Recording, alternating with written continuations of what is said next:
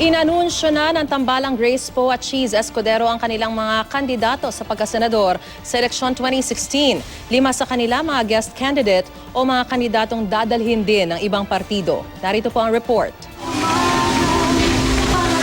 Partido Galing at Puso ang tawag ni na Grace Poe at Cheese Escudero sa kanilang buong ticket na ipinakilala na nila ngayong araw.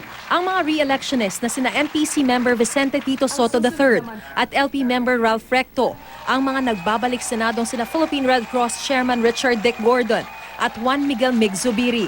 Mga kongresistang sina NPC member at Valenzuela Representative Sherwin Gatchalian, LP member at Pasig Representative Roman Romulo, dating Police General at ngayoy ACT-CIS Party List Representative Samuel Pagdilaw at Bayan Muna Representative Nery Colmenares, OFW Rights Advocate Susan Atituts Ople, Aksyon Demokratiko member at abogadang si Lorna Kapunan, dating aktor at ngayoy Manila Vice Mayor Isko Moreno, at ang aktor din at dating Optical Media Board Chairman Edu Manzano. Sa 12 limang guest candidates dahil dinadala rin ang partidong una sina Zubiri, Gordon, Soto at Ople. At dala rin ang Liberal Party sa Senador Recto na nirepresenta sa pagtitipon ng kaniyang anak na si Ryan. Independent na tumatakbo sina Poe at Escudero at galing naman sa iba't ibang partido at grupo ang bubuo sa kanilang Senate slate. Aminadong may iba-iba silang mga advokasya. Ang tanong ngayon, paano nila maisusulong ang iisang plataporma? Hindi po tayo gumagawa ng isang grupo na iisa lang ang pananaw.